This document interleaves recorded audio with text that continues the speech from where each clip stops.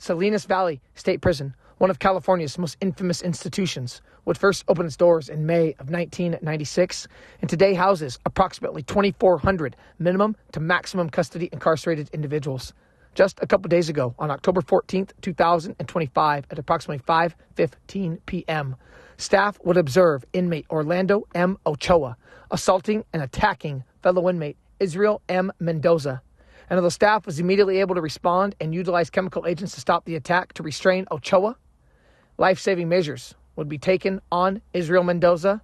However, he would be pronounced deceased by paramedics at 5:52 p.m., less than an hour after the initial attack. 95% of inmates serving time in California prisons will at some point be released. 2/3 will reoffend and be back in prison within 3 years. But now there's a push within the prison system to change that, and the solution could be found more than 5,000 miles away. Our Itai Hod joins us now with that story. Itai. Good evening, guys. Yeah, until the 90s, Norway ran its prison system much like the U.S. with little success. The recidivism rates were at about 70%. But then the Norwegian Correctional Service decided to try something different, inject more humanity into their prisons. It seems to be working. The recidivism rates dropped from 70 to 20%. Now prisons around the world are sending officials to Scandinavia to see how it can be adapted in their facilities. One of those prisons is Salinas Valley, a level 4 maximum security prison, about 3 hours south of San Francisco.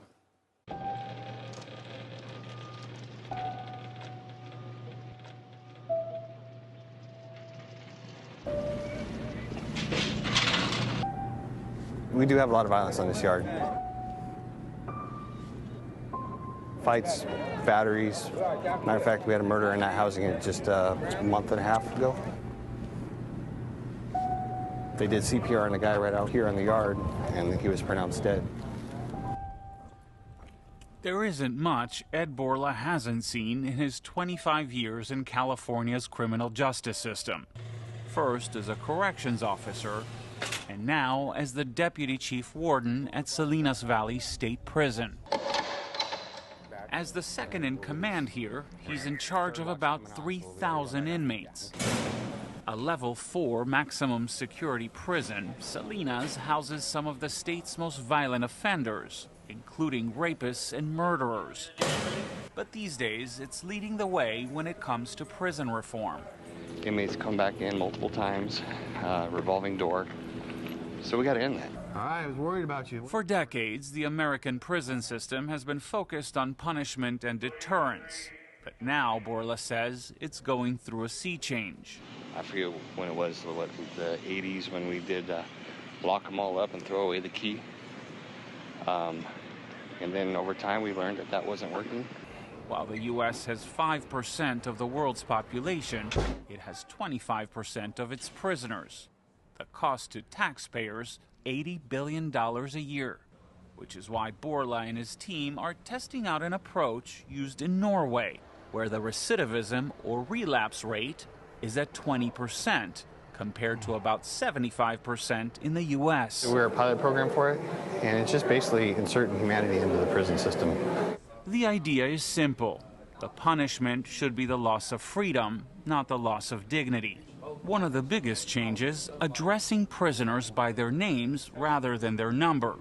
Guards here also make a point to get to know them better, playing board games and taking them on long walks. This is the living room for the inmates. It's still a far cry from the Norwegian model, where inmates live in cells that have been described as dorms, and prisons have state-of-the-art amenities. I wish I fly like a bird.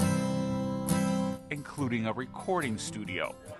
There are no plans for anything like that here anytime soon.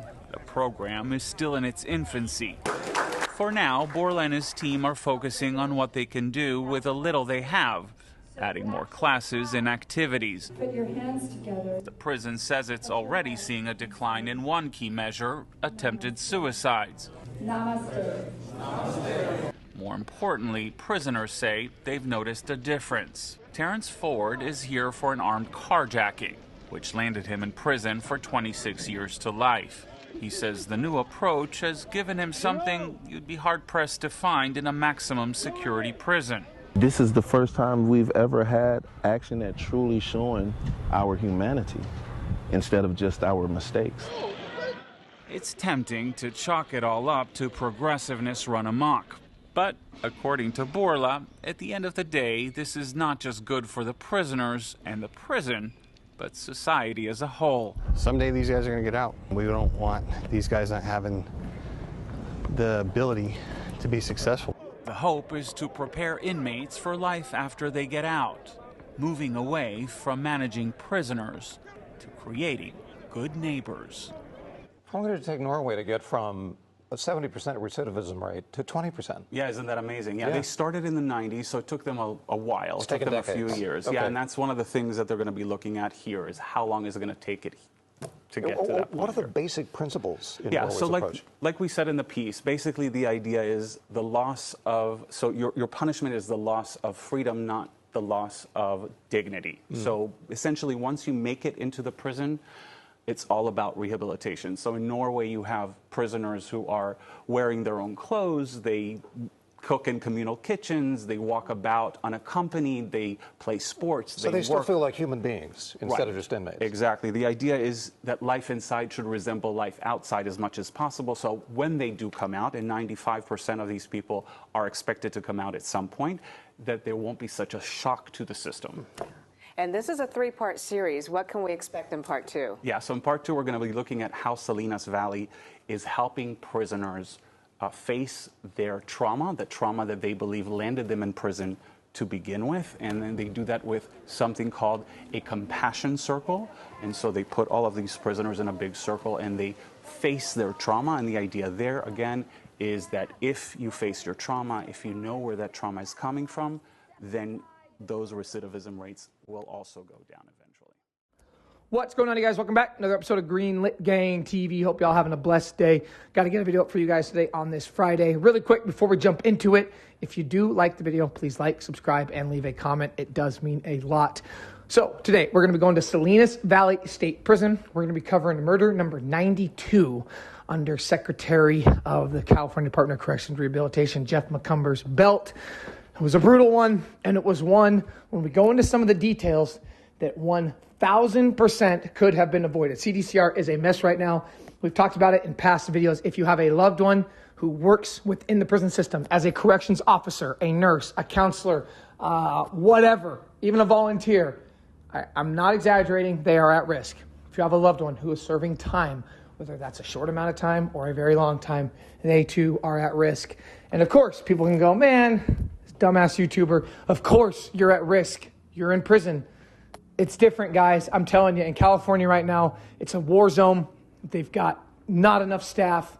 The way that they can handle situations, they are literally and figuratively handcuffed with how they can handle violent inmates, and that puts everyone at risk. First, though, let's start with the article about the attack. Then we're going to go into the background of some of the people involved. I don't have a ton of information, but we're going to be talking about it in a little different aspect. We're really focusing today, if you couldn't tell by the news that I put up there, the clip, we're talking mainly about what's going on within the CDCR. But first, let's start with the article about the attack. This comes a day after the attack on October 15th. California Department of Corrections and Rehabilitation officials are investigating the October 14th, 2025 death of an incarcerated person at Salinas Valley State Prison as a homicide. At approximately 5:15 p.m., staff would observe Orlando M. Ochoa assaulting Israel M. Mendoza and immediately responded utilizing chemical agents to stop the attack and restrain Ochoa. Notice, hit a quick pause really quick, notice how every single one of these press releases, these articles, it's literally a copy and paste. It's always staff immediately responded, utilized agents, stopped the attack, and gave life-saving measures, and blah, blah, blah. He died. It's just bullshit, man. And we're going to talk about that in just a second as to why I truly believe that. Okay, Ochoa was placed in restricted housing pending the investigation, and the Monterey County coroner will determine the official cause of death. Mendoza, 40, and that is Israel Mendoza, 40, was most recently received from the Yolo County on December 3rd, 2015, sentenced to 14 years for corporal injury on a specific person within 7 years of a prior specific conviction and false imprisonment with violence as a second striker. Did some research on that. Basically, he was in for serious cases of domestic violence. Got pretty ugly. He's got a serial habit of doing so. But we don't know the specifics of his cases. I was not able to find that. I just know that he had multiple domestic violence convictions, and he got a pretty big sentence for his last one. But I also did see in comment sections and different things posted that, hey, he was an inmate that kept to himself. I saw some family that posted, say, hey, he was a cousin, a loved one, and he seemed like a pretty well-liked individual as well. So I want to make sure I tell both sides of that. Now, Orlando Ochoa, the alleged killer of Israel Mendoza, also 40 years old, was most recently received from San Bernardino County on February 2nd, 2006, sentenced to 5 years for second-degree robbery. And then again, in Los Angeles County, he gets a much more serious charge and a lot longer time. On January 7th, 2009, he got 32 years for voluntary manslaughter and a second-degree robbery as a second striker. Now, really quick, I want to give a shout-out to an awesome channel. Hector Bravo is his name, and his channel is That Prison Guard. I feel like if you watch any sort of content like mine, my channel, you've definitely heard about this guy, Hector Bravo. Does a lot better job of breaking these things down. He is an ex-California corrections officer, did like 20-some years, retired, and basically has made it his mission to expose the corruption that goes on within the CDCR. He's got a lot of people on the ends. He gets to know these situations, honestly, before they even probably make the news. He knows about them. He has access to a lot of different individuals that work within the CDCR, gets the videotapes of some of these attacks. I encourage you to go check him out. Again, that's Hector Bravo on That Prison Guard. When I was watching his channel when he made a video on his channel about this attack, he'd mentioned that earlier in the day, because remember, Israel Mendoza gets attacked at like 5:40 something in the afternoon. Earlier in the day, it was reported that at 12:40 p.m., okay, and he was housed in Building 8, okay, Hector Bravo referred to it as Delta 8, but basically that's in their dormitory. He's housed in there. He gets attacked on the same day he gets killed. He's attacked 5 hours prior by a guy by the name of Inmate Edmonds. He was stabbed. They stop the attack. Staff response stops the attack. But nothing is done with Mendoza. He doesn't get placed in ADSEG. He's not placed in protective custody. He's just kept in his housing unit. And 5 hours later, he is fatally stabbed by Orlando Ochoa. And it was said that Orlando Ochoa was in dormitory 4. Hector Bravo used the term Delta 4 and Delta 8, referring to their housing units. But basically, dormitory 4 is where our attacker, Orlando Ochoa, lived. Israel Mendoza lived in dormitory 8. And it said that dormitory, or Delta 8, as Bravo referred to it as, this dormitory 8, though, was an active yard. Somehow, Ochoa is in there, makes his way over there. And 5 hours after he's initially stabbed and he's not killed, he is attacked again by another inmate, Orlando Ochoa, and he is killed. And I just found that to be crazy. It blew my mind. And that fact alone, if that comes out to be true and something that can be proven, I feel like shines another ugly, ugly spotlight on the absolute horrible, horrible job, the horrible circumstances that the CDCR is experiencing. The neglection, I'm trying to find the right word. I really can't even find the right word to describe it. But what's going on in California is an absolute mess, and I'm just going to leave it at that.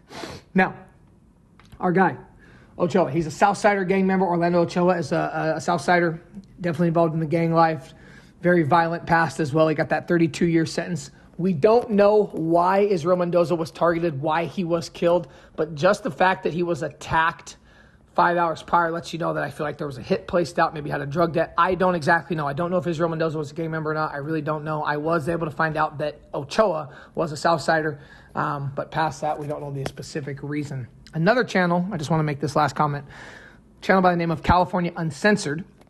Definitely a channel I can tell that has some ins as well, that knows inside what's going on, probably has connections. It was said that during the attack, inmates ran away.